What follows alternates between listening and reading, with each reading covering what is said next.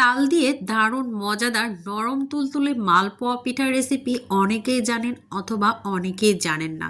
তবে পারফেক্টলি মালপোয়া পিঠার রেসিপি তৈরি করার জন্য এই ভিডিওটির সাথে থাকুন। হ্যালো এভরিওয়ান, আসসালামু আলাইকুম। আরজুস কিচেন 93 চ্যানেলে সকলকে স্বাগত জানিয়ে আজকে তাল দিয়ে পারফেক্টলি মালপোয়া পিঠার রেসিপি শেয়ার করতে চলেছি। একটা লাইক দিয়ে ভিডিওটি কন্টিনিউ করবেন। এখানে বোলের মধ্যে আমি আতপ চাউল নিয়েছি। আমি এটা রাত্রে ভিজিয়ে রেখেছিলাম এবং সকালে পিঠাটা তৈরি করেছি।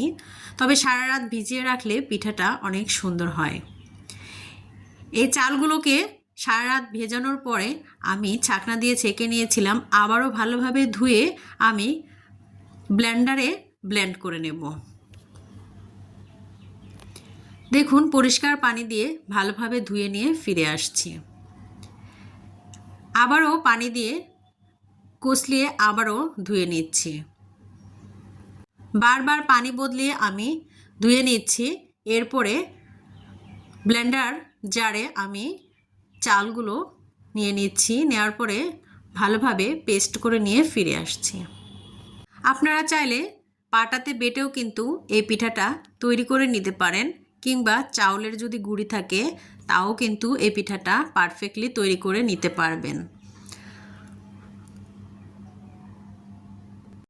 চাউলের মধ্যে আমি একটু পানি দিয়ে দেব, দিয়ে ভালো করে পেস্ট করে নিয়ে ফিরে আসছি।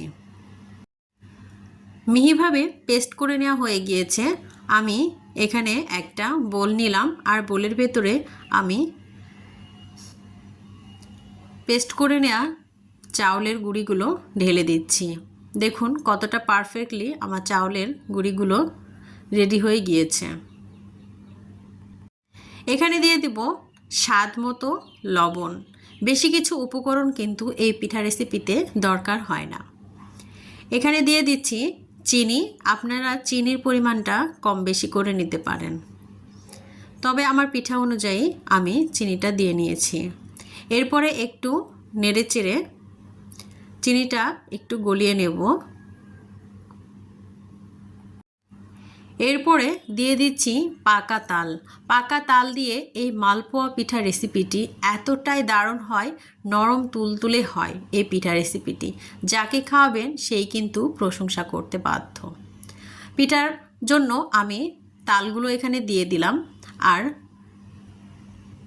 ভালোভাবে নেড়েচেড়ে একটু মিশিয়ে নিচ্ছি।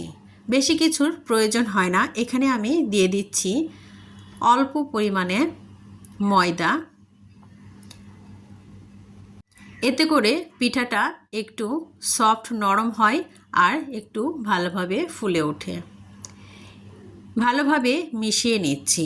পিঠার ব্যাটারটা আমার রেডি হয়ে গিয়েছে। কীরকম ঘনত্ব হবে আমি আপনাদের দেখিয়ে দিচ্ছি।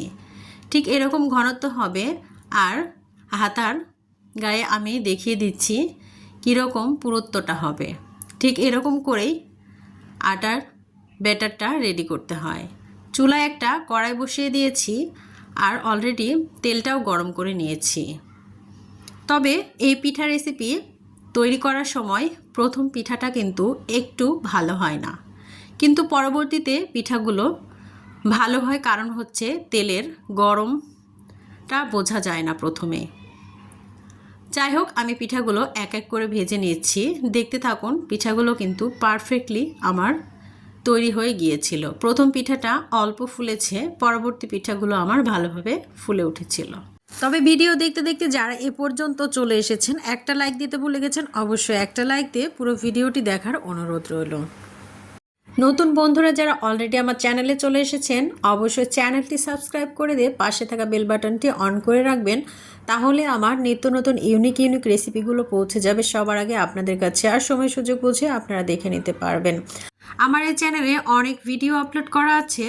সকালের নাস্তা, বিকালের নাস্তা এবং মিষ্টি থেকে শুরু করে অনেক ধরনের আইটেম, তালের পিঠা থেকে শুরু করে বিভিন্ন রকমের আইটেম আপলোড করা আছে। চাইলে ভিজিট করতে পারেন। কথা বলতে বলতে আমার পিঠাগুলো ভেজে নেওয়া হয়ে যাচ্ছে। আর পিঠাগুলো সম্পূর্ণ ভেজে নিচ্ছি মনে হচ্ছে পিঠাগুলো ভাজতেই থাকে, কারণ ফুলকো ফুলকো হচ্ছে এবং নরম তুলতুলে, খেতে কিন্তু অসাধারণ ছিল, ভাজতেও কিন্তু অনেকটাই আনন্দ লাগছিল। তবে কেমন লাগলো আমার এই রেসিপিটি অবশ্যই কমেন্ট করে জানাবেন, কমেন্ট করতে কিন্তু ভুলবেন না। আপনাদের একটা লাইক কমেন্টই কিন্তু আমাকে অনেক দূর পৌঁছে দিতে সাহায্য করবে, আর সেজন্যই একটা লাইক আপনাদের কাছে আবদার রইল। সবগুলো পিঠে আমার ভেজে নেওয়া হয়ে গিয়েছে, কতটা ফুলকো ফুলকো নরম তুলতুলে এবং পারফেক্টলি পিঠাগুলো তৈরি করে নিলাম। কেমন লাগলো অবশ্যই কমেন্ট বক্সে জানাতে ভুলবেন না। আমার এই প্রসেসটি ফলো করলে কিন্তু অনেক সুন্দরভাবে পারফেক্টলি পিঠাগুলো তৈরি করে নিতে পারবেন। দেখুন কতটা লোভনীয় হয়েছে। আমি একটা ছিঁড়েও দেখাবো ভেতরে কতটা জালিযুক্ত একটি পিঠার রেসিপি তৈরি হয়েছে। তাল দিয়ে যে এত সুন্দর মালপোয়া পিঠার রেসিপি তৈরি করা যায় অনেকেই কিন্তু জানেন না, আর সেজন্য এই ভিডিওটা তাদের জন্য। আমি একটা ছিঁড়ে দেখিয়ে দিচ্ছি, দেখুন কতটা ভিতরে জালিযুক্ত হয়েছে এবং নরম তুলতুলে হয়েছে। দেখেই বুঝতে পেরেছেন কতটা জালিযুক্ত হয়েছে ভেতরে। তবে সবাই ভালো থাকবেন, সুস্থ থাকবেন। আবারও দেখা হবে নেক্সট কোনো ভিডিওর মাধ্যমে। সে পর্যন্ত সকলেই ভালো থাকবেন। আমার জন্য দোয়া রাখবেন, সকলের জন্য দোয়া রাখি। আল্লাহ হাফেজ।